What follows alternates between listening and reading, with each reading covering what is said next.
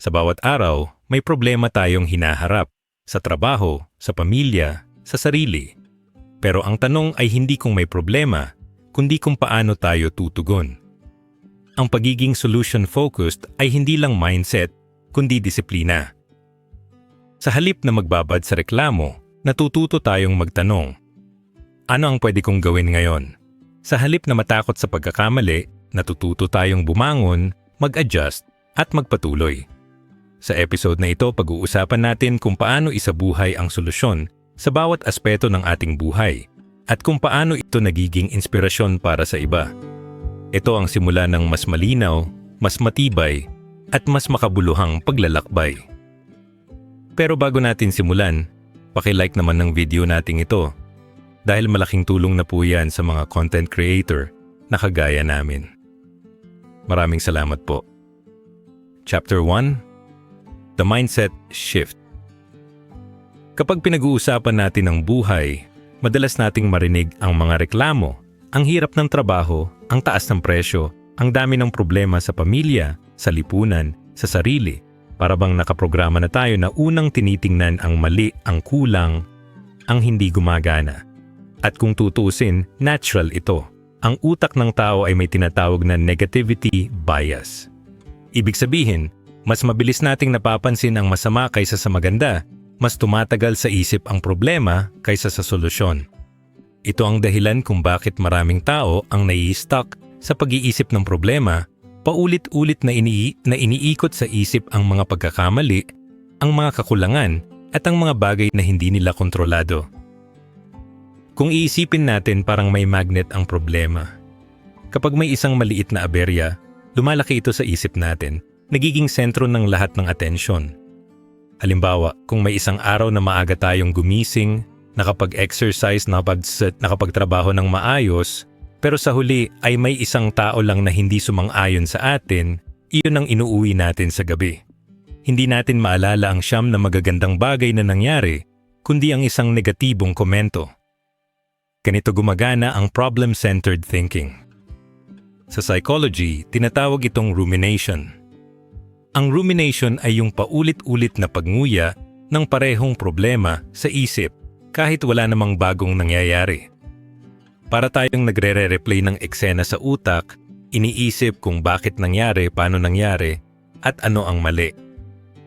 Ang masama, habang paulit-ulit natin itong iniisip, lalo lang tayong nadidismaya, lalo tayong nawawalan ng lakas, at lalo tayong hindi nakakakita ng paraan para makaalis. Ang problema ay nagiging parang kulungan. Ngunit kung titingnan natin ang mga taong matagumpay, mapapansin natin na hindi sila na-stuck sa problema. Hindi ibig sabihin na wala silang problema, kundi mas mabilis silang lumilipat sa tanong na ano ang pwede kong gawin kaysa sa bakit nangyari ito sa akin. Ang mindset nila ay solution-oriented. Ang focus nila ay hindi sa bigat ng problema, kundi sa hakbang na susunod. Kung babalikan natin ang kasaysayan ng mga Pilipino, makikita natin ang dami ng pagkakataon na mas pinili nating tumutok sa solusyon kaysa sa problema. Sa panahon ng kalamidad, bagyo, lindol, baha, lagi nating nakikita ang bayanihan. Hindi natin inuubos ang oras sa pagreklamo kung gaano kalakas ang ulan, kundi agad tayong nagtutulungan para magligtas, magbigay ng pagkain, maghanap ng paraan. Ito ang ugat ng solution-oriented mindset, ang kakayahang tumingin sa susunod na hakbang, kahit hindi natin kontrolado ang lahat ng nangyayari.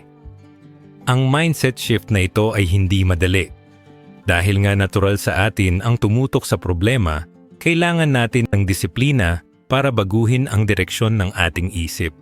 Kailangan natin ng awareness na kapag nahuli natin ang sarili nating paulit-ulit na nagrereklamo, paulit-ulit na nag-iisip ng paano, kung ay may choice tayo.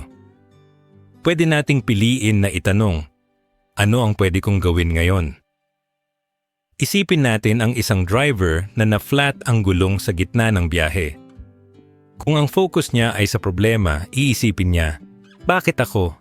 Ang malas ko, ang hirap ng buhay. Ang dami ko nang iniisip tapos nadagdagan pa. Pero kung solution-oriented siya, agad niyang iisipin, saan ako makakahanap ng vulcanizing shop? May spare tire ba ako? Sino ang pwede kong tawagan?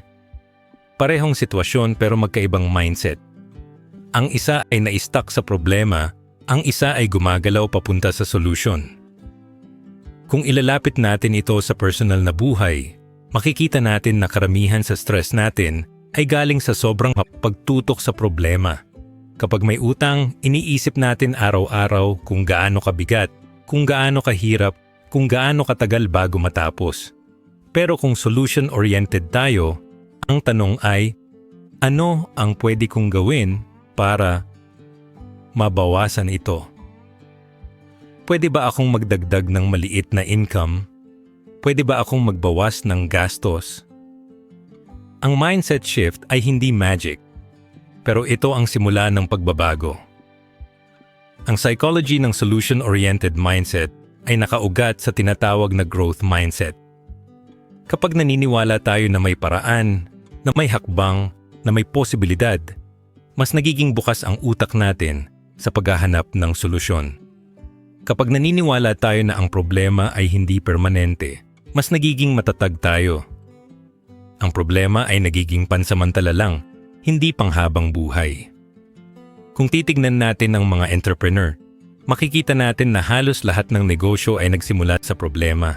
May kulang, may hindi gumagana, may pangangailangan. Pero imbes na magreklamo, ginawa nilang oportunidad. Ang sari-sari store ay sagot sa problema ng access sa maliliit na pangangailangan. Ang jeepney ay sagot sa problema ng transportation.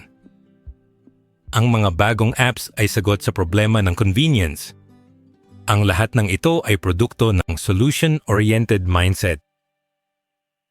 Ngayon, paano natin sisimulan ang mindset shift na ito sa sarili natin? Una, kailangan nating tanggapin na ang problema ay parte ng buhay. Hindi natin ito maiiwasan.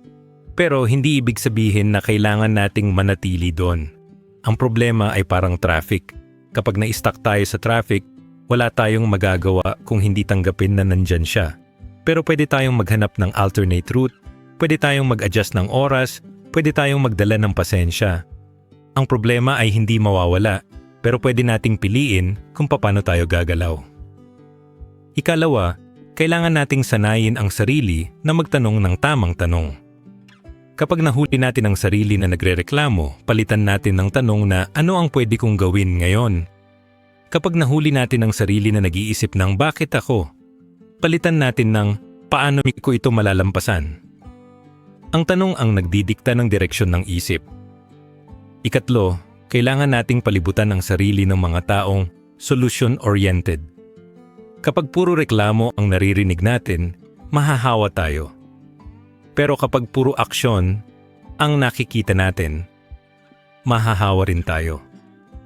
Ang mindset shift ay hindi lang personal, kundi collective.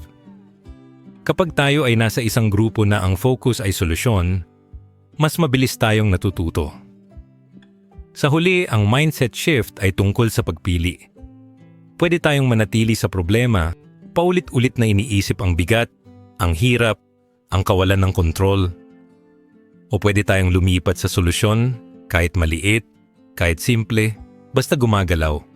Ang problema ay parang dilim. Kapag tumutok tayo sa dilim, lalo tayong natatakot. Pero kapag naghahanap tayo ng ilaw, kahit maliit na kandila, nagbabago ang lahat. At dito nagsisimula ang ating journey. Ang mindset shift ay hindi isang beses lang nangyayari. Ito ay araw-araw na pagpili, araw-araw na disiplina, araw-araw na paalala na hindi tayo biktima ng problema, kundi tagahanap ng solusyon. Kapag natutunan natin ito, mas nagiging magaan ang buhay, mas nagiging malinaw ang direksyon, at mas nagiging posible ang pagbabago. Chapter 2: Defining the problem without dwelling.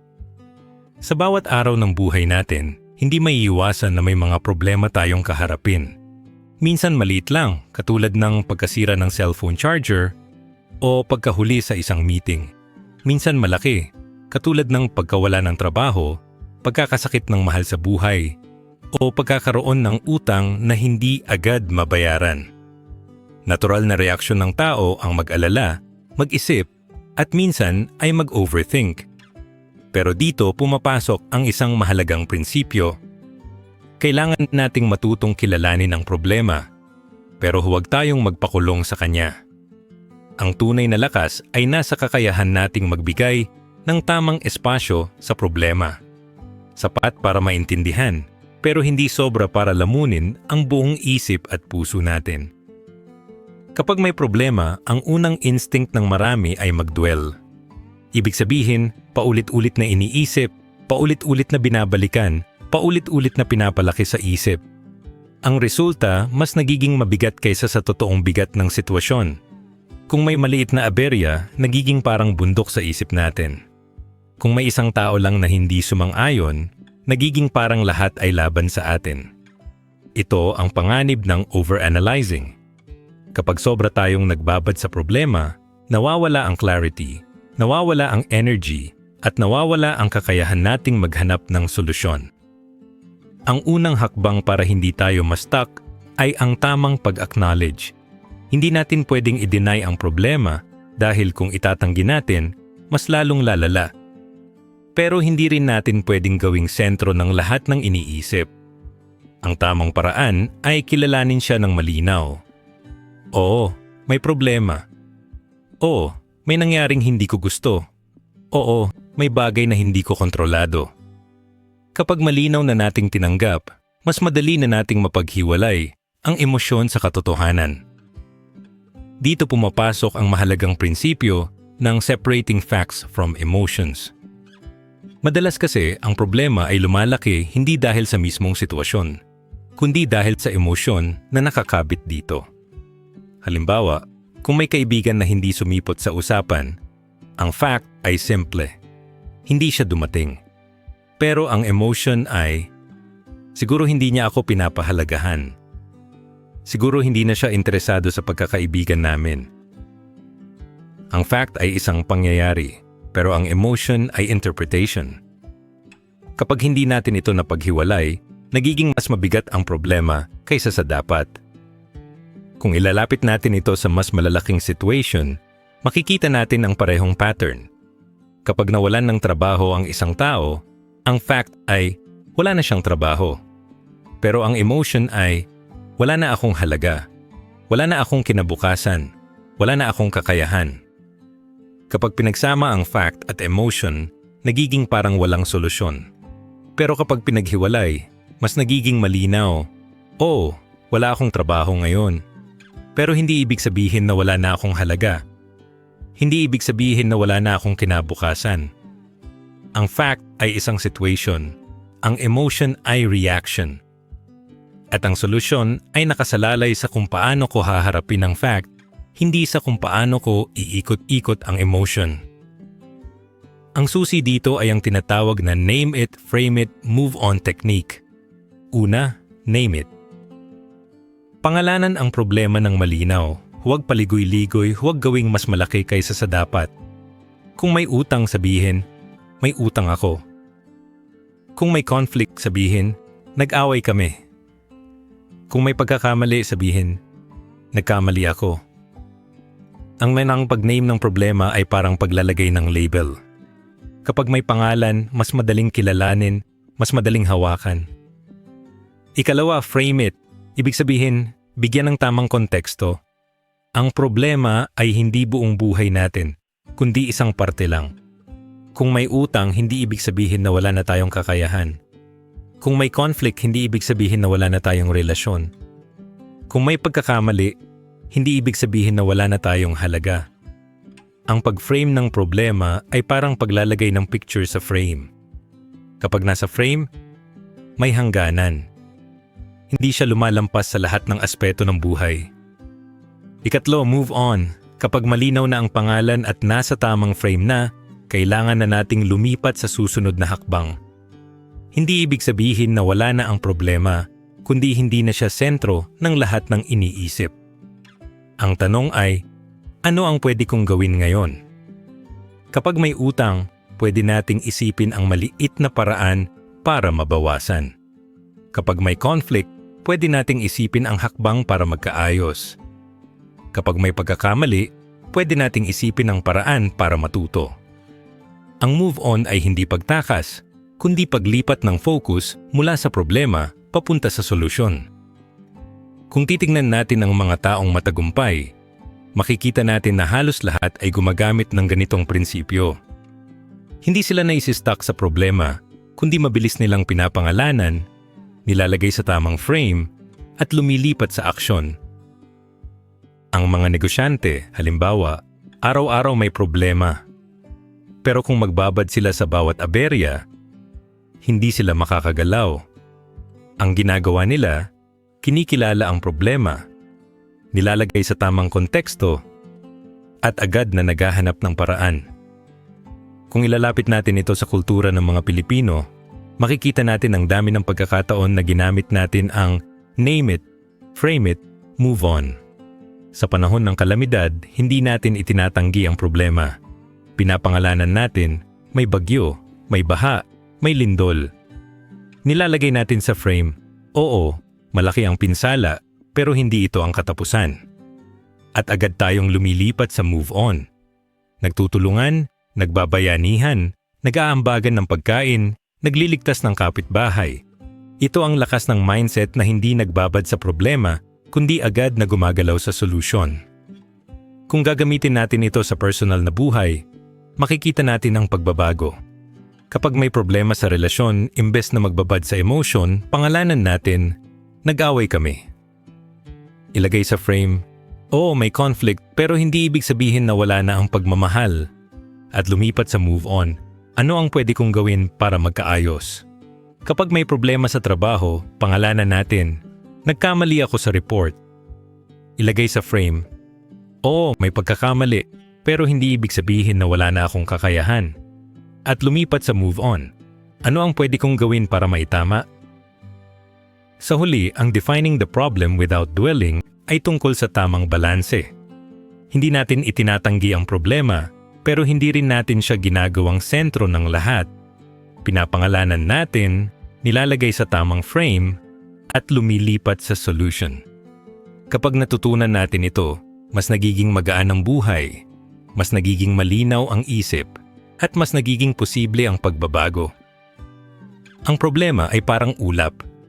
Kapag tumutok tayo ng sobra, parang buong langit ay madilim. Pero kapag natutunan nating kilalanin lang siya bilang ulap, ilagay sa tamang frame at lumipat ng tingin sa liwanag sa paligid, mas nagiging malinaw na hindi permanente ang dilim. Ang araw ay nandyan pa rin at tayo ay may kakayahan pa ring gumalaw. Chapter 3: Reframing Challenges as Opportunities. Sa bawat hamon na dumarating sa buhay natin, may dalawang pwedeng mangyari. Maaari tayong madurog ng bigat ng problema o maaari tayong tumayo at gawing hakbang ang mismong hadlang. Ang tanong ay hindi kung may darating na pagsubok, dahil siguradong darating sila, kundi kung paano natin sila titingnan. Ang reframing ng challenges bilang opportunities ay isang mindset na nagbabago ng direksyon ng ating buhay. Kapag natutunan natin ito, ang bawat obstacle ay nagiging stepping stone, ang bawat pagkatalo ay nagiging aral, at ang bawat sakuna ay nagiging simula ng bagong lakas. Kung titingnan natin ang kasaysayan ng mga Pilipino, makikita natin na paulit-ulit na napatunayan ang kakayahan nating gawing oportunidad ang mga hamon. Sa tuwing may kalamidad, hindi lang tayo nagluluksa kundi nagtatayo ng panibagong lakas. Sa tuwing may krisis, hindi lang tayo nagrereklamo kundi nag-iisip ng bagong paraan. Ang resilience ng Pilipino ay hindi lang tungkol sa pagtitiis, kundi sa kakayahang mag-reframe ng situation. Isipin natin ang mga bagyo na dumaan sa bansa. Sa tuwing may malakas na bagyo, bumabagsak ang mga bahay, nasisira ang kabuhayan, at nawawala ang mga mahal sa buhay. Pero sa gitna ng lahat ng ito, nakikita natin ang bayanihan. Ang mga kapitbahay na nagtutulungan, ang mga komunidad na nag-aambagan ng pagkain, ang mga ordinaryong tao na nagiging bayani. Ang bagyo ay isang malaking problema, pero sa reframing, nagiging oportunidad para sa pagkakaisa, para sa pagtutulungan, para sa muling pagtayo. Ang sakuna ay nagiging paalala. na hindi tayo nag-iisa, na may lakas sa komunidad, na may pag-asa sa bayanihan. Kung lilipat tayo sa mundo ng negosyo, makikita rin natin ang parehong prinsipyo. Maraming negosyante ang nagsimula dahil sa problema. Kapag may kulang, kapag may hindi gumagana, kapag may pangangailangan, doon sila nakakita ng oportunidad. Halimbawa, noong panahon ng pandemya, maraming negosyo ang nagsara. Pero sa parehong panahon, maraming bagong negosyo ang nagsimula. Ang mga online delivery services, ang mga home-based food businesses, ang mga digital platforms. Lahat ito ay sagot sa problema ng lockdown. Ang krisis ay naging oportunidad para sa innovation. Ang hadlang ay naging stepping stone para sa bagong paraan ng kabuhayan. Ang reframing ay tungkol sa power of perspective. Kapag tumingin tayo sa problema bilang katapusan, natatapos nga ang lahat. Pero kapag tumingin tayo sa problema bilang simula, nagiging bukas ang pintuan para sa pagbabago. Ang perspective ang nagdidikta ng direksyon. Kung ang tingin natin sa failure ay kahihiyan, titigil tayo. Pero kung ang tingin natin sa failure ay aral, magpapatuloy tayo. Kung ang tingin natin sa sakuna ay kawalan, mawawala nga ang lahat.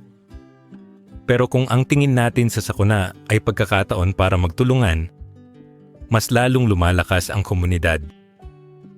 Isipin natin ang isang estudyante na bumagsak sa exam. Kung ang perspective niya ay wala na akong pag-asa, titigil siya sa pag-aaral. Pero kung ang perspective niya ay may kailangan lang akong baguhin sa paraan ng pag-aaral, magpapatuloy siya, matututo, at sa susunod ay papasa. Ang parehong situation, pero magkaibang perspective. Ang isa ay nagiging katapusan, ang isa ay nagiging simula. Kung ilalapit natin ito sa personal na buhay, makikita natin na halos lahat ng hamon ay may nakatagong oportunidad. Kapag may nawala, may pagkakataon para matuto ng pagtanggap. Kapag may nagkamali, may pagkakataon para matuto ng tamang paraan. Kapag may nasira, may pagkakataon para magtayo ng mas matibay. Ang reframing ay hindi pagtanggi sa sakit, kundi pagpili ng mas makabuluhang direksyon. Ang psychology ng reframing ay nakaugat sa cognitive reappraisal. Ibig sabihin, binabago natin ang interpretasyon ng sitwasyon. Hindi natin binabago ang fact, kundi binabago natin ang kahulugan. Kapag sinabi ng boss na, hindi maganda ang report mo, ang fact ay may mali sa report. Pero ang kahulugan ay pwedeng wala akong kakayahan o may pagkakataon akong matuto. Ang reframing ay pagpili ng kahulugan na magdadala ng lakas, hindi ng panghihina. Kung titingnan natin ang mga kwento ng resilience ng mga Pilipino, makikita natin ang dami ng halimbawa. Sa panahon ng Ondoy, maraming nawalan ng bahay. Pero sa parehong panahon, maraming komunidad ang natutong magtayo ng mas matibay na estruktura, maghanda ng mas maayos na evacuation plan, at mag-organisa ng mas mabilis na relief operations.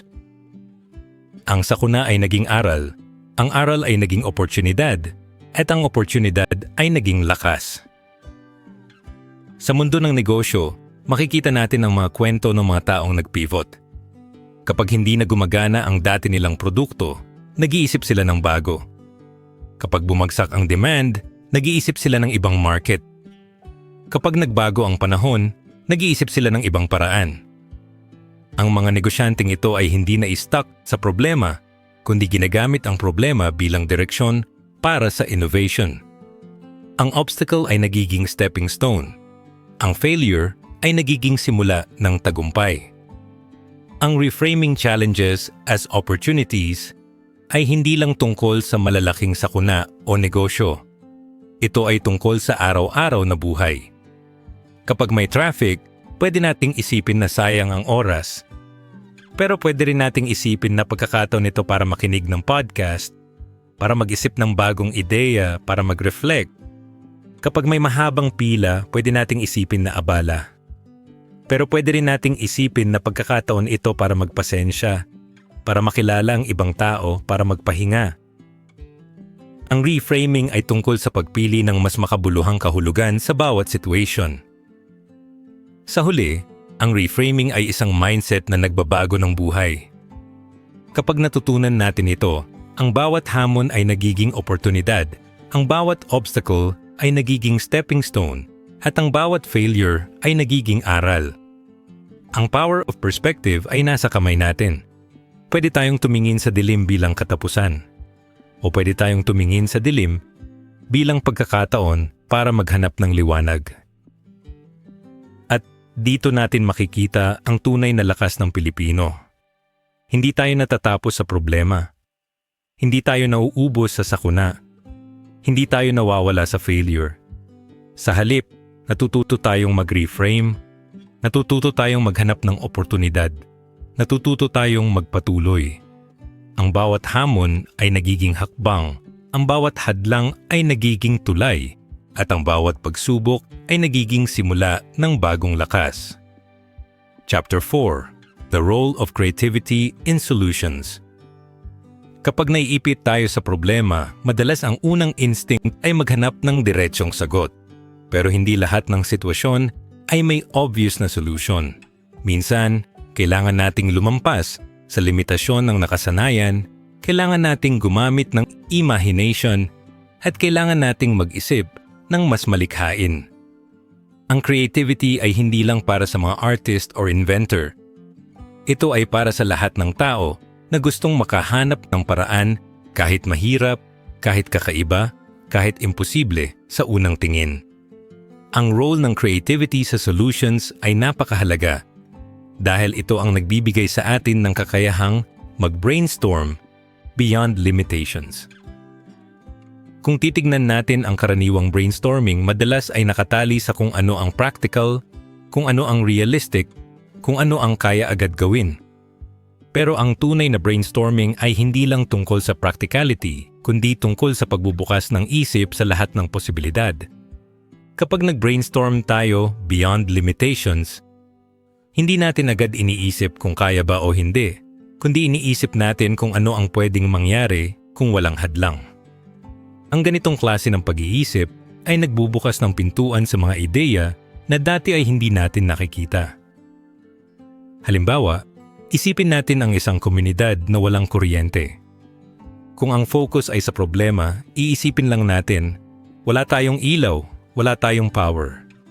Pero kung mag-brainstorm tayo beyond limitations, pwede nating itanong, paano kung gamitin natin ang araw? Paano kung gamitin natin ang hangin? Paano kung gumawa tayo ng paraan na hindi nakadepende sa malalaking kumpanya? At dito nagsisimula ang mga ideya ng solar panels, wind turbines at community-based energy solutions. Ang creativity ay nagiging tulay mula sa kawalan papunta sa posibilidad. Sa practical na aspeto, may mga tools na makakatulong sa creative problem solving. Una, ang tinatawag na mind mapping. Sa mind map, inilalagay natin ang problema sa gitna, tapos naglalagay tayo ng mga sanga ng ideya, kahit gaano pa sila ka-wild o kasimple. Ang mind map ay parang puno ng posibilidad. Kapag nakikita natin ang lahat ng sanga, mas nagiging malinaw na hindi lang iisa ang direksyon. Ikalawa, ang Scamper Technique. Ito ay isang acronym para sa substitute, combine, adapt, modify, put to another use, eliminate, at reverse. Kapag ginamit natin ang Scamper, tinatanong natin ang problema sa iba't ibang anggulo. Paano kung palitan ang isang parte? Paano kung pagsamahin ang dalawang bagay? Paano kung baguhin ang gamit? Ang Scampers ay parang lens na nagpapakita ng iba't ibang perspektibo. Ikatlo, ang design thinking. Sa design thinking, hindi lang natin iniisip ang problema, kundi iniisip natin ang tao na nakakaranas ng problema. Ang focus ay sa empathy, sa pag-unawa ng tunay na pangangailangan, at sa paglikha ng solusyon na nakaugat sa karanasan ng tao. Ang design thinking ay nagdadala ng creativity sa mas makabuluhang direksyon dahil hindi lang siya tungkol sa ideya, kundi tungkol sa impact. Kung titignan natin ang mga kwento ng innovation born from necessity, makikita natin ang dami ng halimbawa. Sa panahon ng pandemya, maraming Pilipino ang nawalan ng trabaho. Pero sa parehong panahon, maraming bagong negosyo ang nagsimula. Ang mga home-based food businesses, ang mga online selling, ang mga delivery services, lahat ito ay produkto ng creativity. Kapag wala ng ibang paraan, ang tao ay nag-iisip ng bago. Ang necessity ay nagiging ina ng innovation.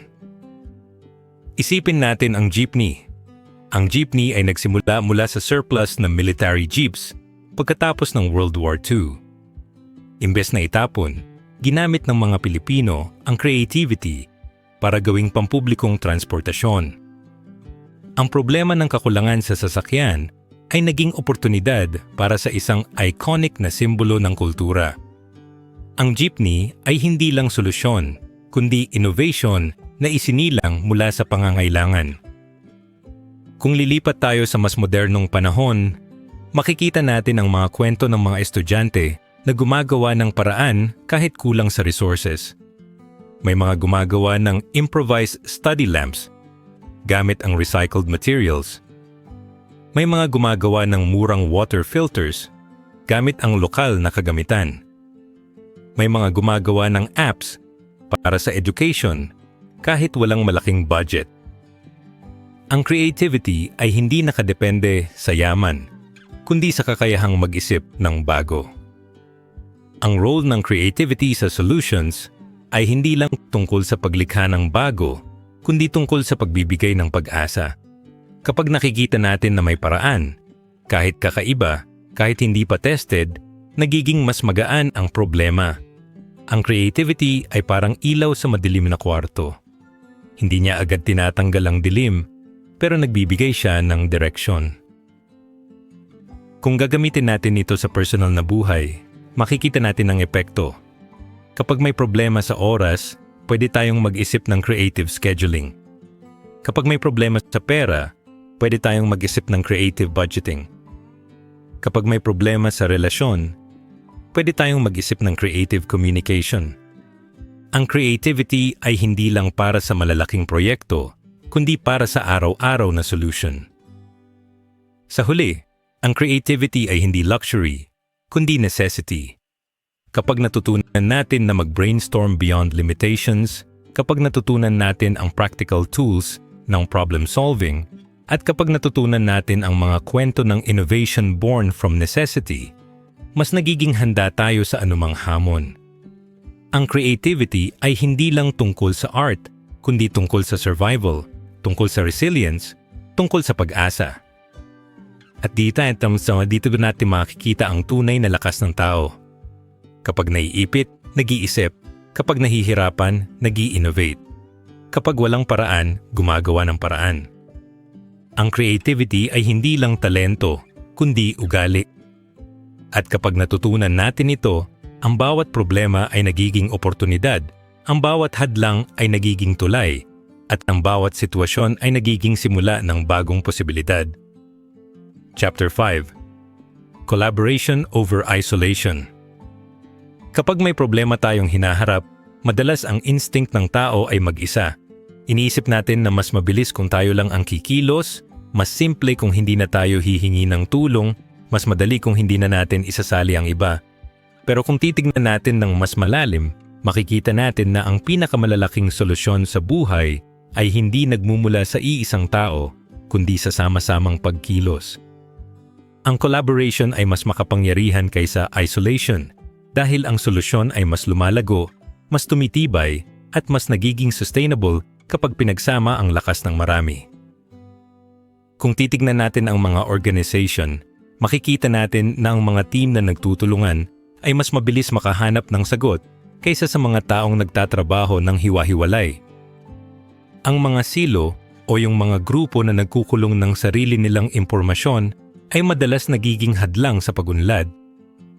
Kapag walang sharing, walang trust, at walang collaboration, ang solution ay nagiging mabagal, kulang, at minsan ay hindi tumatagal. Pero kapag bukas ang communication, kapag may tiwala, At kapag may shared responsibility, ang solusyon ay nagiging mas matibay. Ang dahilan kung bakit solutions thrive in teams ay simple. Iba-iba ang perspektibo ng bawat tao. Kapag tayo lang ang nag-iisip, limitado ang nakikita natin.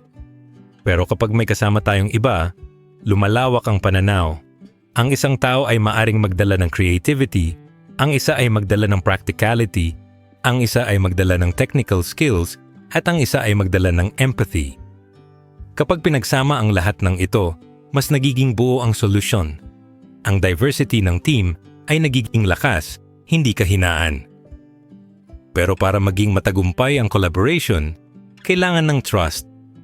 Ang trust ay hindi basta-basta nabubuo. Kailangan ng transparency, ng honesty at ng consistency.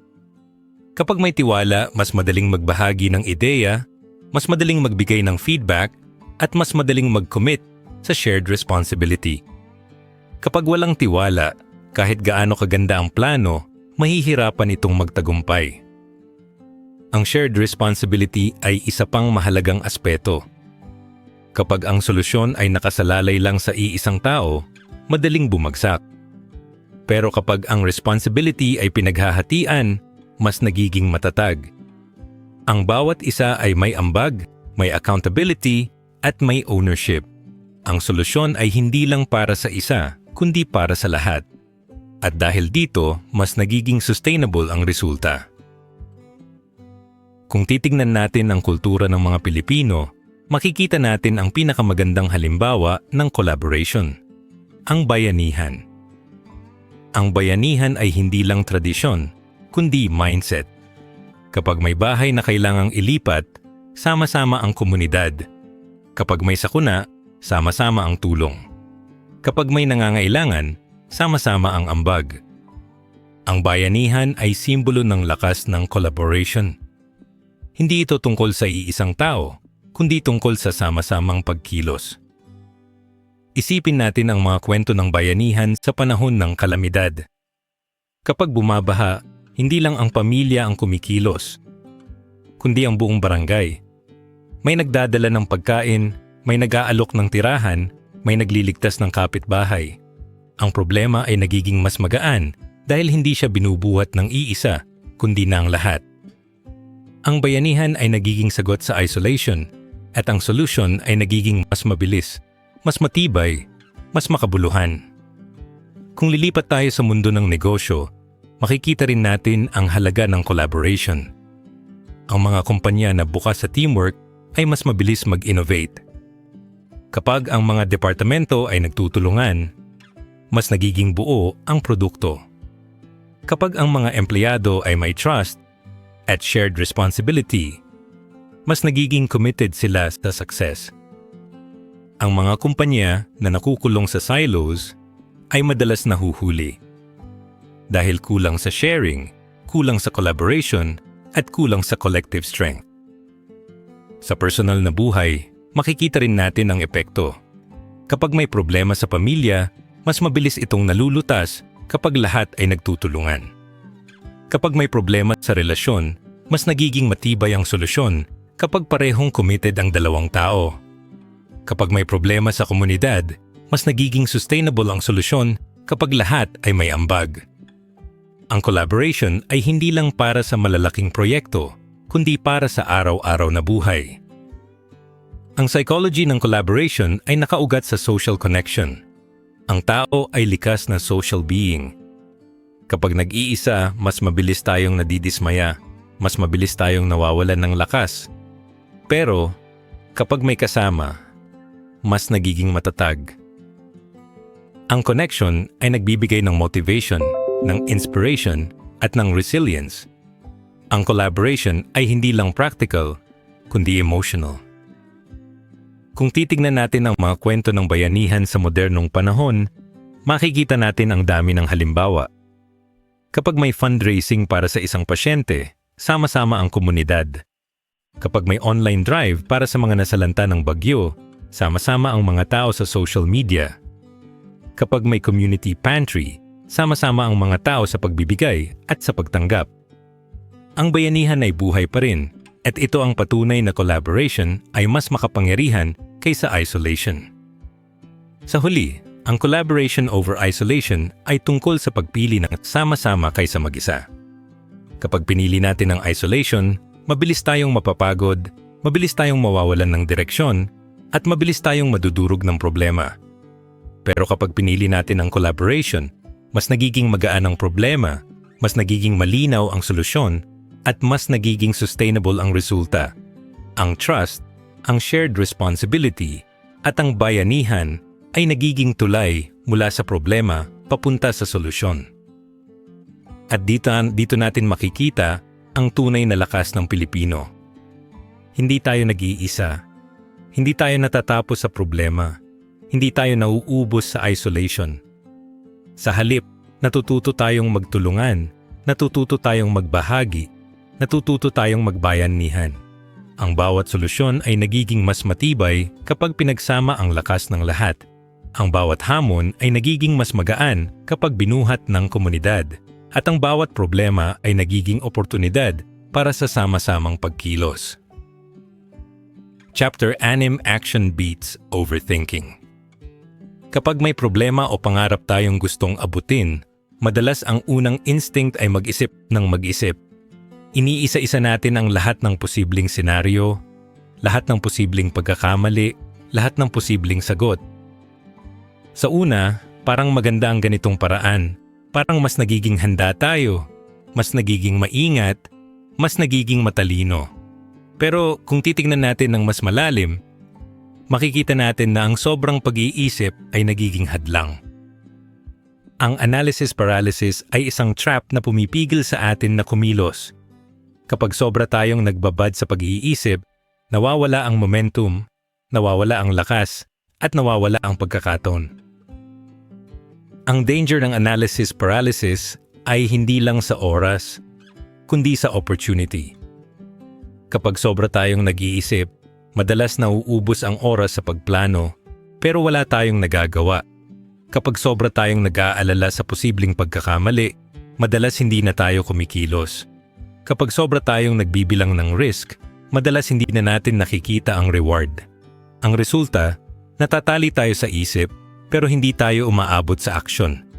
Ang pangarap ay nananatiling pangarap, ang plano ay nananatiling plano, at ang problema ay nananatiling problema. Kung titingnan natin ang mga taong matagumpay, makikita natin na hindi sila natatali sa analysis paralysis. Hindi ibig sabihin na hindi sila nag-iisip, kundi mas mabilis silang kumikilos. Ang mindset nila ay better to start small than not to start at all. Ang lakas nila ay nasa kakayahang magsimula kahit hindi pa perfect, kahit hindi pa kumpleto, kahit hindi pa sigurado. Ang action ay mas mahalaga kaysa sa sobrang pag-iisip. Isipin natin ang isang tao na gustong magnegosyo. Kung sobra siyang nag-iisip, baka abutin ng taon bago siya magsimula. Iniisip niya ang lahat ng posibleng problema. Baka malugi, baka walang bumili, baka hindi magtagumpay. Pero kung magsisimula siya sa maliit, isang online post, isang maliit na produkto, isang simpleng service, mas mabilis niyang makikita ang resulta. Ang maliit na hakbang ay nagiging simula ng malaking breakthrough. Ang action ay nagiging tulay mula sa pangarap papunta sa realidad. Ang psychology ng small steps ay nakaugat sa tinatawag na Kaizen Principle. Ang Kaizen ay konsepto ng continuous improvement. Hindi kailangan ng malalaking hakbang agad, kundi maliit na hakbang araw-araw. Kapag nag-ipon ng maliit na hakbang, nagiging malaking pagbabago. Kapag nag-ipon ng maliit na aksyon, nagiging malaking resulta. Ang breakthrough ay hindi biglaan, kundi produkto ng consistent na maliit na aksyon. Kung ilalapit natin ito sa personal na buhay, makikita natin ang epekto. Kapag gusto nating maging healthy, hindi kailangan ng biglang pagbabago. Hindi kailangan ng sobrang diet agad o sobrang exercise agad. Ang kailangan ay maliit na hakbang. Maglakad araw-araw, bawasan ng soft drinks, dagdagan ng gulay. Kapag consistent, nagiging malaking pagbabago. Kapag maliit na hakbang, nagiging breakthrough. Kapag gusto nating mag-ipon, hindi kailangan ng malaking halaga agad. Ang kailangan ay maliit na ambag araw-araw. Kahit piso, kahit 10 piso, basta consistent. Kapag nag-ipon ng maliit, nagiging malaking savings. Ang action ay mas mahalaga kaysa sa sobrang pag-iisip kung paano makakahanap ng malaking pera agad. Kapag gusto nating mag-aral, hindi kailangan ng sobrang plano agad. Ang kailangan ay magsimula sa isang pahina, isang leksyon, isang video. Kapag consistent, nagiging malaking kaalaman. Ang action ay mas mahalaga kaysa sa sobrang pag-iisip kung paano matatapos ang buong kurso agad.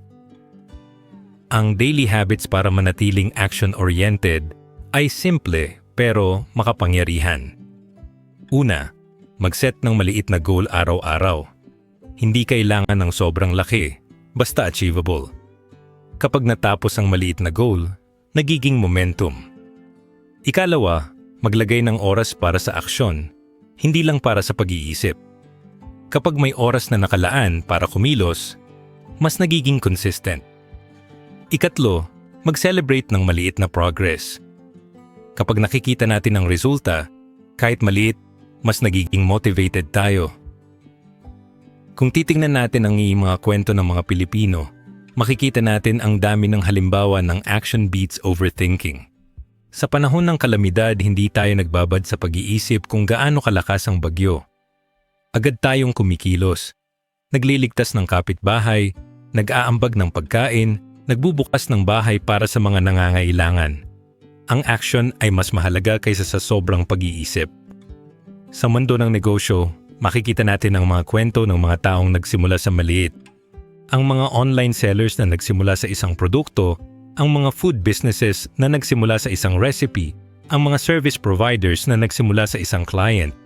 Hindi sila nagbabad sa analysis paralysis, kundi agad silang kumilos. Ang maliit na hakbang ay naging simula ng malaking breakthrough. Sa personal na buhay, makikita rin natin ang epekto. Kapag may problema sa relasyon, mas mahalaga ang aksyon kaysa sa sobrang pag-iisip.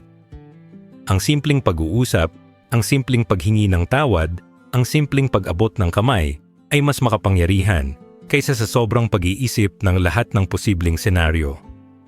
Ang action ay nagiging tulay para sa reconciliation. Sa huli, ang action beats overthinking ay tungkol sa pagpili ng pagkilos kaysa sa sobrang pag-iisip. Ang analysis paralysis ay trap na pumipigil sa atin. Ang small steps ay tulay na nagdadala sa atin sa breakthrough. Ang daily habits ay gabay na nagpapanatili sa atin sa direksyon ng action. Kapag natutunan natin ito, mas nagiging magaan ang buhay, mas nagiging malinaw ang direksyon, at mas nagiging posible ang pagbabago. Ang aksyon ay parang ilaw sa madilim na kwarto. Kapag sobra tayong nag-iisip, parang nakaupo lang tayo sa dilim. Iniisip kung paano bubukas ang ilaw. Pero kapag kumilos tayo, kahit simpleng pag-abot sa switch, nagbabago ang lahat. Ang dilim ay nawawala, ang liwanag ay lumilitaw, at ang direksyon ay nagiging malinaw. At dito natin makikita ang tunay na lakas ng tao. Hindi tayo natatali sa analysis paralysis. Hindi tayo nauubos sa sobrang pag-iisip. Sa halip, natututo tayong kumilos, natututo tayong magsimula, natututo tayong magpatuloy. Ang bawat maliit na hakbang ay nagiging simula ng malaking breakthrough. Ang bawat araw na may aksyon ay nagiging tulay papunta sa pangarap. At ang bawat pagkilos ay nagiging patunay na ang aksyon ay mas makapangyarihan kaysa sa sobrang pag-iisip. Chapter 7: Resilience and Adaptability. Sa bawat hakbang natin sa buhay, hindi lahat ng solusyon ay gumagana. May mga plano na hindi natutupad, may mga ideya na hindi nagiging matagumpay, at may mga desisyon na nagdudulot ng hindi inaasahang resulta. Natural na masaktan, natural na madismaya, natural na mawalan ng loob. Pero dito pumapasok ang dalawang mahalagang ugali na nagtataglay ng tunay na lakas: resilience at adaptability. Ang resilience ay kakayahang bumangon muli kapag bumagsak. At ang adaptability ay kakayahang mag-adjust kapag nagbago ang sitwasyon. Kapag pinagsama ang dalawang ito, nagiging mas matibay tayo sa harap ng anumang hamon. Ang unang hakbang sa resilience ay ang pagtanggap na may mga solusyon na hindi gagana. Hindi ibig sabihin na wala tayong kakayahan, kundi ibig sabihin lang na hindi lahat ng bagay ay nasa kontrol natin. Kapag bumagsak ang isang plano, hindi ito katapusan. Ito ay pagkakataon para matuto, para magbago, para maghanap ng ibang paraan. Ang resilience ay hindi pagtanggi sa sakit, kundi pagpili na bumangon kahit masakit. Isipin natin ang isang negosyante na nagbukas ng tindahan pero nalugi. Kung wala siyang resilience, titigil siya agad at sasabihin, "Hindi para sa akin ang negosyo." Pero kung may resilience siya, iisipin niya, "Oh, nalugi ako. Pero ano ang natutunan ko? Ano ang pwede kong baguhin? Ano ang pwede kong subukan ulit?" Ang resilience ay kakayahang bumangon mula sa pagkatalo at gawing hakbang ang pagkakamali. Ang ikalawang hakbang ay ang pag-aaral mula sa mistakes nang walang self-blame. Madalas kasi kapag nagkamali tayo, binubuhusan natin ang sarili ng sisi. Iniisip natin na tayo ang problema, na wala tayong halaga, na wala tayong kakayahan. Pero ang ganitong mindset ay pumipigil sa atin na matuto. Ang tamang paraan ay kilalanin ang pagkakamali bilang aral, hindi bilang kahihiyan. Kapag nagkamali tayo, sabihin natin, "Oh, nagkamali ako." Pero hindi ibig sabihin na wala akong halaga. Hindi ibig sabihin na wala na akong kakayahan. Ang pagkakamali ay teacher, hindi executioner. Kung titingnan natin ang psychology ng learning from mistakes, makikita natin na ang mga taong hindi nagbi-blame sa sarili ay mas mabilis matuto. Kapag ang focus ay sa aral, mas nagiging bukas ang isip. Kapag ang focus ay sa self-blame, mas nagiging sarado ang isip. Ang pagkakamali ay nagiging tulay para sa improvement, hindi pader para sa failure. Kung ilalapit natin ito sa kultura ng mga Pilipino, makikita natin ang dami ng halimbawa. Sa tuwing may sakuna, hindi natin sinisisi ang sarili. Hindi natin sinasabi na wala na tayong halaga. Sa halip, natututo tayong maghanda, natututo tayong mag-adjust, natututo tayong magbayanihan. Ang pagkakamali ay nagiging aral, at ang aral ay nagiging lakas. Ang ikatlong hakbang ay ang paggamit ng adaptive strategies sa uncertain times. Ang mundo ay puno ng pagbabago. May mga bagay na hindi natin kontrolado, ekonomiya, politika, kalamidad, teknolohiya. Kapag hindi tayo adaptable, mabilis tayong nadudurog. Pero kapag adaptable tayo, mas nagiging matatag. Ang adaptability ay kakayahang mag-adjust sa bagong sitwasyon, kakayahang maghanap ng bagong paraan, kakayahang magpatuloy kahit nagbago ang lahat. Isipin natin ang panahon ng pandemya. Maraming negosyo ang nagsara, maraming tao ang nawalan ng trabaho, maraming pamilya ang naapektuhan. Pero sa parehong panahon, maraming tao ang nag-a-adapt. Ang mga dating physical stores ay lumipat sa online. Ang mga dating empleyado ay naghahanap ng freelance work.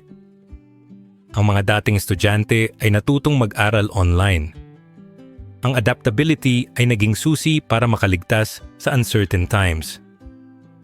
Kung titingnan natin ang mga adaptive strategies, makikita natin ang ilang mahalagang prinsipyo. Una, flexibility. Kapag hindi gumagana ang isang paraan, huwag tayong matali. Maghanap ng ibang paraan. Ikalawa, openness. Kapag may bagong ideya, huwag tayong sarado. Subukan natin. Ikatlo, experimentation. Kapag uncertain ang panahon, hindi natin alam kung ano ang gagana. Kaya kailangan nating mag-experiment, mag-test, mag-adjust. Ang adaptability ay hindi tungkol sa pagiging perfect, kundi tungkol sa pagiging willing to change. Sa personal na buhay, makikita rin natin ang epekto ng resilience at adaptability. Kapag may problema sa relasyon, ang resilience ay kakayahang bumangon mula sa conflict, at ang adaptability ay kakayahang mag-adjust sa bagong dynamics. Kapag may problema sa trabaho, ang resilience ay kakayahang bumangon mula sa failure, at ang adaptability ay kakayahang maghanap ng bagong skill o bagong opportunity.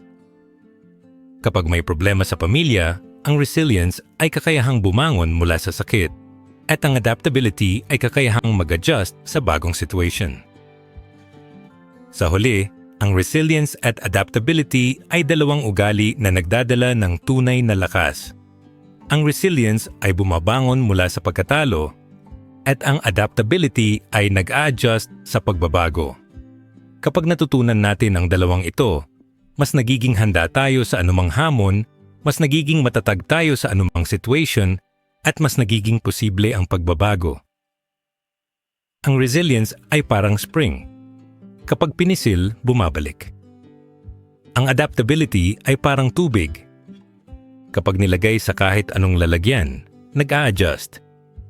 Kapag pinagsama ang spring at tubig, nagiging matibay at flexible tayo. Ang problema ay hindi nagiging katapusan, kundi nagiging simula ng bagong lakas. At dito natin makikita ang tunay na lakas ng Pilipino. Hindi tayo natatapos sa pagkatalo. Hindi tayo nauubos sa pagkakamali. Hindi tayo nawawala sa uncertain times. Sa halip, natututo tayong bumangon, natututo tayong mag-adjust, natututo tayong magpatuloy. Ang resilience at adaptability ay nagiging tulay. Mula sa problema, papunta sa solusyon. Mula sa failure, papunta sa breakthrough. Mula sa uncertainty, papunta sa pag-asa. Chapter 8. Solution-Oriented Leadership.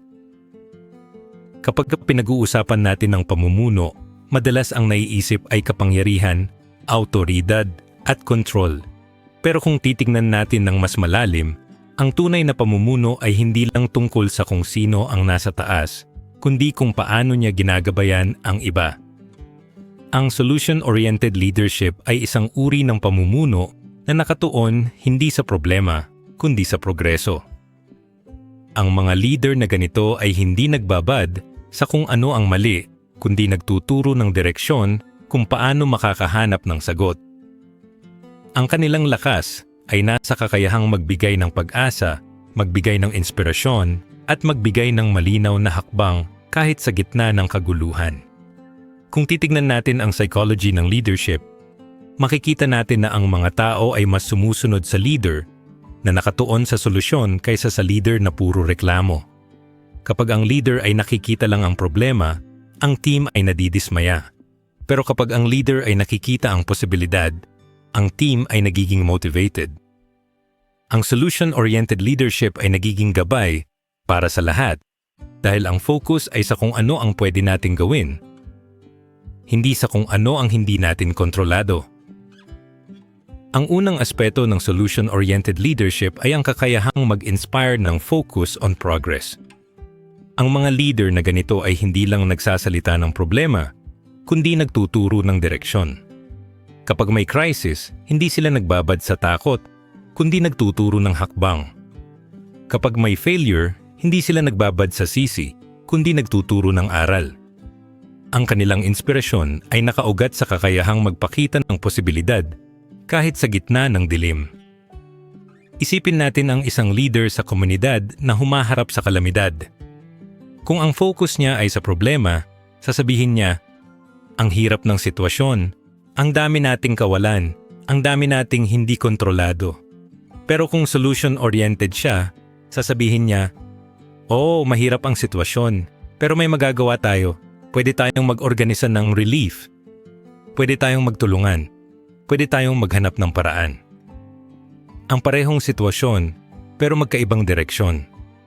Ang isa ay nagdadala ng takot, ang isa ay nagdadala ng pag-asa. Ang ikalawang aspeto ay ang decision-making under pressure. Ang mga leader ay madalas humaharap sa desisyon na hindi madali. Kapag may krisis, kailangan nilang magdesisyon ng mabilis, kahit kulang sa impormasyon, kahit mataas ang risk, kahit hindi sigurado ang resulta. Ang solution-oriented leader ay hindi natatali sa takot, kundi gumagawa ng desisyon na nakatuon sa solusyon. Hindi ibig sabihin na perfect ang desisyon, kundi may lakas ng loob na kumilos. Isipin natin ang isang negosyante na humaharap sa biglang pagbagsak ng market. Kung matatakot siya, titigil siya agad. Pero kung solution-oriented siya, gagawa siya ng desisyon. Mag-pivot ng produkto, maghanap ng bagong market, mag-adjust ng strategy. Ang pressure ay hindi nawawala, pero ang desisyon ay nagiging tulay papunta sa solusyon. Ang kakayahang magdesisyon sa gitna ng pressure ay isa sa pinakamahalagang katangian ng solution-oriented leadership. Ang ikatlong aspeto ay ang embodiment ng mindset sa mga tunay na kwento ng mga leader at entrepreneur. Sa Pilipinas, makikita natin ang dami ng halimbawa ng mga taong solution-oriented. Ang mga social entrepreneurs na nagtatayo ng negosyo, hindi lang para kumita, kundi para magbigay ng solusyon sa problema ng komunidad.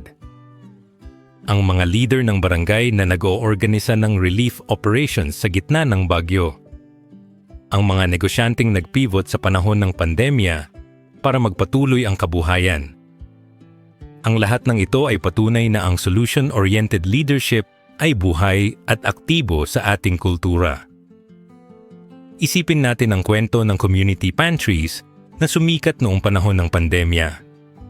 Ang problema ay kakulangan ng pagkain, kakulangan ng resources, kakulangan ng access. Pero ang solusyon ay hindi nagmula sa gobyerno o malalaking kumpanya, kundi sa ordinaryong tao na nagdesisyon na magbigay. Ang leader ng movement na ito ay hindi nagbabad sa problema, kundi nagbigay ng solusyon. Ang simpleng mesa na may pagkain ay naging simbolo ng solution-oriented leadership. Kung lilipat tayo sa mundo ng negosyo, makikita natin ang mga kwento ng mga entrepreneur na nag-pivot. Ang mga dating physical stores na lumipat sa online, ang mga dating empleyado na naging freelancers, ang mga dating simpleng negosyo na naging digital platforms. Ang kanilang leadership ay nakaugat sa kakayahang mag-adjust, magdesisyon, at magbigay ng direksyon kahit uncertain ang panahon. Ang kanilang mindset ay solution-oriented at ito ang nagdala sa kanila sa tagumpay. Sa personal na buhay, makikita rin natin ang epekto ng solution-oriented leadership. Kapag ang isang magulang ay humaharap sa problema ng pamilya, ang kanyang leadership ay nakikita sa kakayahang magbigay ng solusyon. Kapag ang isang guro ay humaharap sa problema ng klase, ang kanyang leadership ay nakikita sa kakayahang magbigay ng direksyon. Kapag ang isang tao ay humaharap sa problema ng sarili, ang kanyang leadership ay nakikita sa kakayahang magdesisyon para sa solusyon. Ang solution-oriented leadership ay hindi lang para sa malalaking tao, kundi para sa lahat ng tao na gustong magbigay ng direksyon. Sa huli, ang solution-oriented leadership ay tungkol sa pagpili ng focus on progress kaysa sa problema, sa kakayahang magdesisyon under pressure, at sa embodiment ng mindset sa tunay na kwento ng mga leader at entrepreneur. Kapag natutunan natin ito, mas nagiging handa tayo sa anumang hamon, mas nagiging matatag tayo sa anumang sitwasyon, at mas nagiging posible ang pagbabago. Ang solution-oriented leader ay parang ilaw sa madilim na daan. Hindi niya agad tinatanggal ang dilim, pero nagbibigay siya ng direksyon. Ang kanyang inspiration ay nagiging gabay, ang kanyang desisyon ay nagiging tulay, at ang kanyang mindset ay nagiging lakas. Ang problema ay hindi nagiging katapusan, kundi nagiging simula ng bagong posibilidad. At dito natin makikita ang tunay na lakas ng pamumuno. Hindi ito tungkol sa kapangyarihan, kundi sa direksyon. Hindi ito tungkol sa kontrol, kundi sa solusyon. Hindi ito tungkol sa problema, kundi sa progreso. Ang solution-oriented leadership ay nagiging gabay para sa lahat, at ang bawat leader na may ganitong mindset ay nagiging inspiration para sa komunidad, para sa negosyo, at para sa bansa. Chapter 9: Sustaining the Solution Mindset. Kapag natutunan na natin ang halaga ng pagiging solution-oriented, ang susunod na hamon ay kung paano natin ito mapapanatili. Madali kasing bumalik sa dating ugali ng problem-centered thinking, lalo na kapag sunod-sunod ang pagsubok, kapag nakakapagod ang araw-araw, at kapag tila walang kasiguruhan ang hinaharap.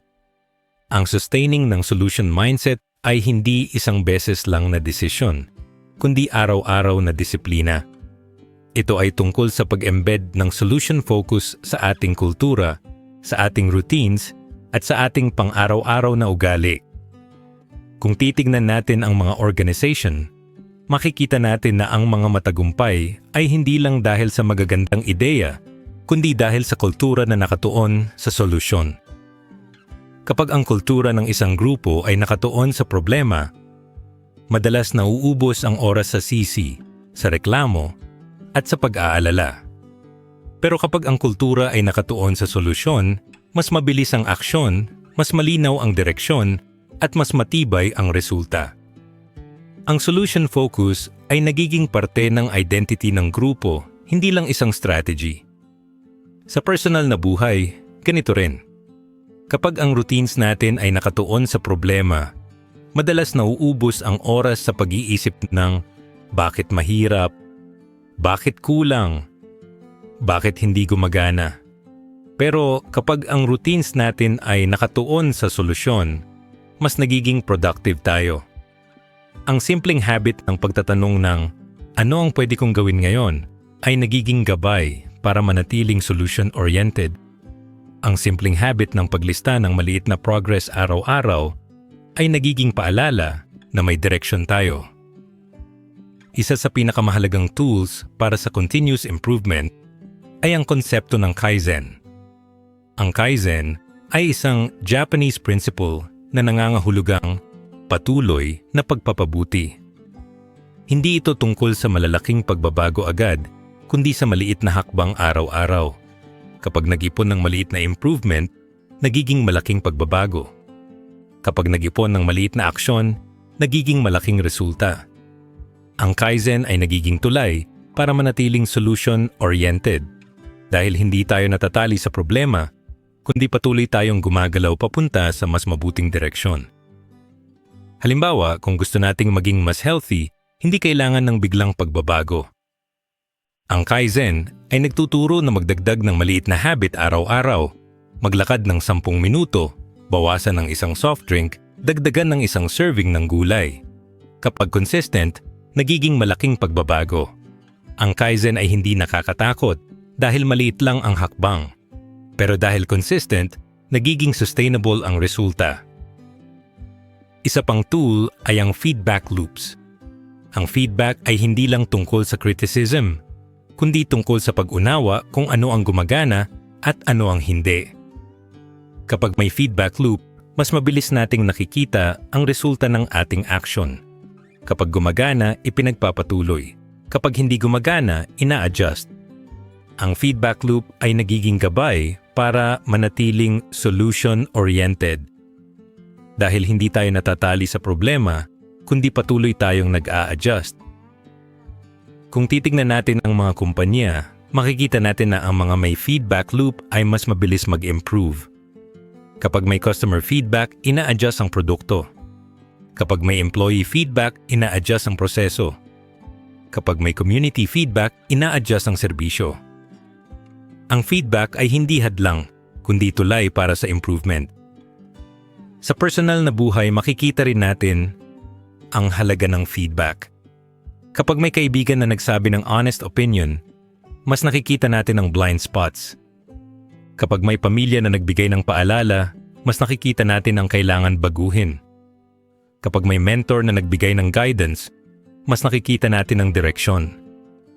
Ang feedback ay hindi kahihiyan, kundi oportunidad para mag-improve. Ngunit kahit may Kaizen at feedback loops, may panganib pa rin na bumalik sa problem-centered thinking.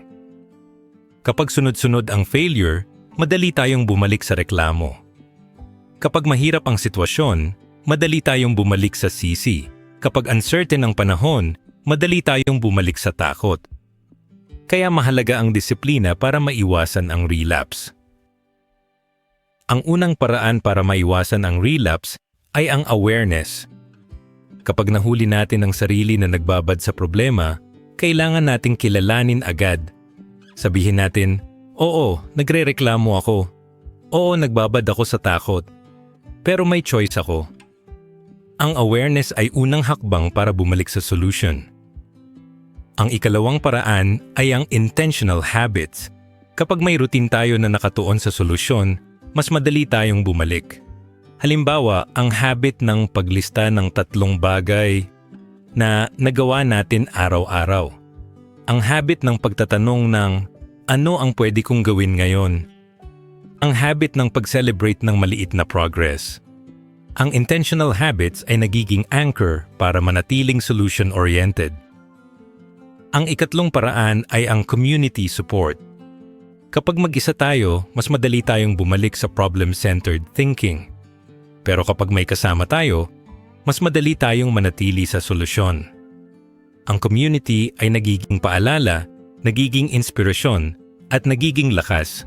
Ang bayanihan ay hindi lang para sa kalamidad, kundi para sa araw-araw na mindset.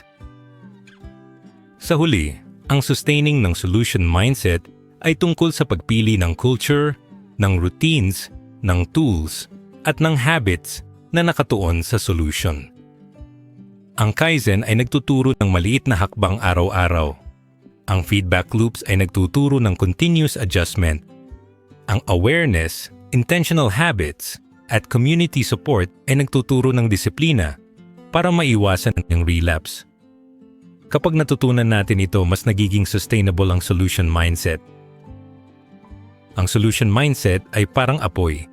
Kapag hindi natin inalagaan, mawawala. Pero kapag patuloy nating pinapakain ng maliit na kahoy, ng maliit na apoy, ng maliit na hangin, mas lalo siyang lumalaki. Ang Kaizen ay maliit na kahoy.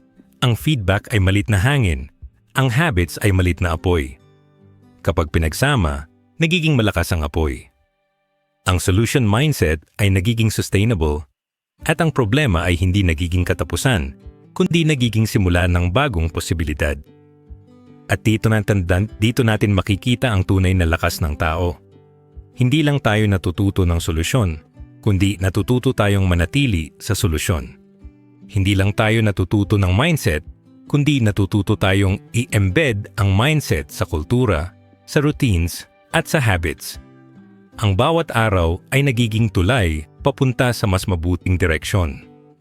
Ang bawat hakbang ay nagiging patunay na ang solution mindset ay hindi lang simula, kundi sustainability. Chapter 10, Living a Solution-Focused Life. Kapag pinag-uusapan natin ang mindset, madalas nakatuon tayo sa kung paano ito sisimulan. Pero ang mas malaking hamon ay kung paano ito isa sa buhay araw-araw. Ang pagiging solution-focused ay hindi lang isang prinsipyo na maganda pakinggan, kundi isang lifestyle na dapat nating isabuhay sa lahat ng aspeto ng ating buhay, sa relasyon, sa career, at sa personal na pag-unlad. Kapag natutunan natin na gawing ugali ang solution focus, mas nagiging malinaw ang direksyon, mas nagiging magaan ang problema, at mas nagiging makabuluhan ang ating paglalakbay. Sa relasyon, makikita natin ang halaga ng solution focus. Madalas kasi, kapag may conflict, ang instinct ng tao ay magbabad sa problema. Iniisip natin kung sino ang mali, kung sino ang dapat sisihin, kung sino ang nagkulang. Pero ang solution-focused mindset ay nagtuturo na imbes na magbabad sa sisi, maghanap tayo ng paraan para magkaayos. Kapag may tampuhan, ang tanong ay hindi bakit ka nagkamali, kundi ano ang pwede nating gawin para maayos ito. Kapag may misunderstanding, ang tanong ay hindi bakit mo ako nasaktan, kundi ano ang pwede nating gawin para magkaintindihan. Ang solution focus ay nagiging tulay para sa reconciliation, para sa mas matibay na relasyon, at para sa mas makabuluhang pagmamahalan. Sa career, makikita rin natin ang epekto. Madalas kasi kapag may problema sa trabaho, ang instinct ay magreklamo. Inisip natin kung gaano kahirap ang boss, kung gaano kabigat ang workload, kung gaano kakulang ang resources. Pero ang solution-focused mindset ay nagtuturo na imbes na magbabad sa reklamo, maghanap tayo ng paraan para mag-improve. Kapag kulang ang resources, ang tanong ay, ano ang pwede kong gawin para mag-adjust?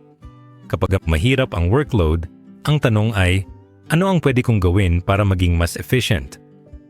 Kapag mahirap ang boss, ang tanong ay, ano ang pwede kong gawin para mas maging professional?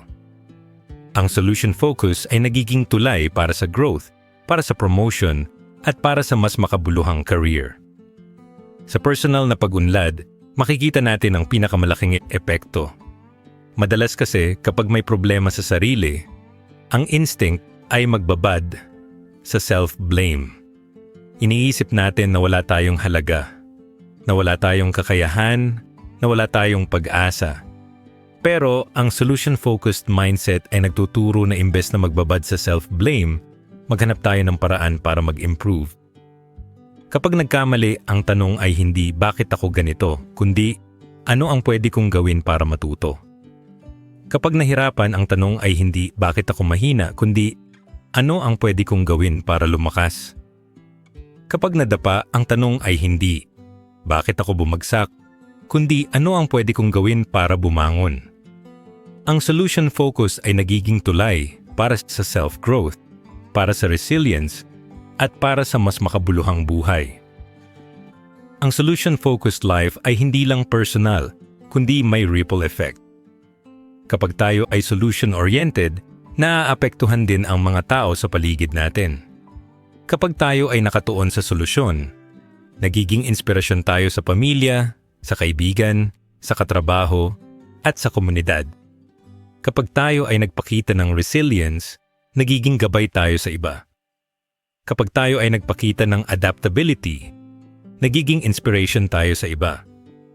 Kapag tayo ay nagpakita ng solution focus, nagiging tulay tayo para sa collective growth.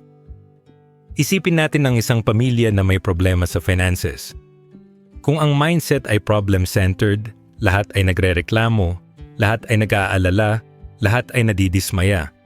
Pero kung ang mindset ay solution-focused, lahat ay nag-iisip ng paraan, paano magbawas ng gastos, paano magdagdag ng income, paano magtulungan. Ang ripple effect ay nakikita sa unity ng pamilya.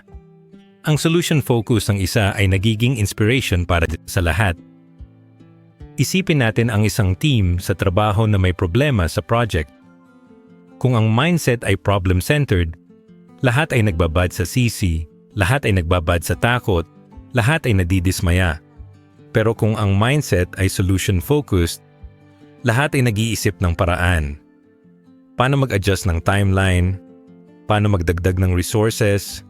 Paano magtulungan? Ang ripple effect ay nakikita sa productivity ng team. Ang solution focus ng isa ay nagiging inspiration para sa lahat. Isipin natin ang isang komunidad na may problema sa kalamidad. Kung ang mindset ay problem-centered, lahat ay nagbabad sa kawalan, lahat ay nagbabad sa takot, lahat ay nadidismaya. Pero kung ang mindset ay solution-focused, lahat ay nag-iisip ng paraan. Paano mag-organisa ng relief? Paano magtulungan? Paano magbayanihan? Ang ripple effect ay nakikita sa resilience ng komunidad. Ang solution focus ng isa ay nagiging inspiration para sa lahat. Sa huli, ang solution-focused life ay tungkol sa pagpili ng solusyon araw-araw. Hindi ito tungkol sa pagiging perfect, kundi tungkol sa pagiging consistent. Hindi ito tungkol sa pagiging walang problema, kundi tungkol sa pagiging handa sa problema. Hindi ito tungkol sa pagiging walang failure, kundi tungkol sa pagiging resilient sa failure.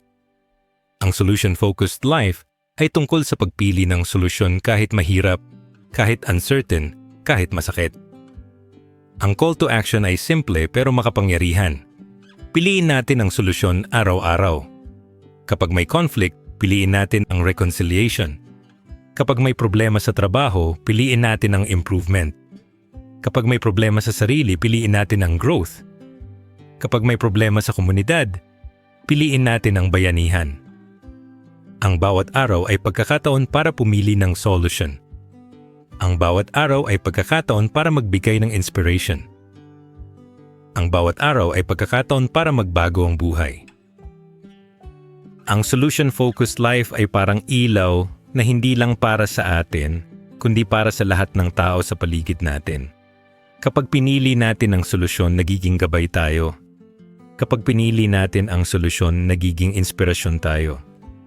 Kapag pinili natin ang solusyon, nagiging tulay tayo para sa mas mabuting kinabukasan. At dito nagtatapos ang ating journey. Mula sa mindset shift, sa pag-define ng problema, sa reframing ng challenges, sa creativity, sa collaboration, sa action, sa resilience, sa leadership, sa sustainability, hanggang sa living a solution-focused life. Lahat ng ito ay nagtuturo ng iisang prinsipyo. Ang problema ay hindi katapusan, kundi simula ng solusyon. Kapag natutunan natin ito, mas nagiging makabuluhan ang ating buhay, mas nagiging matibay ang ating komunidad, at mas nagiging posible ang ating pangarap.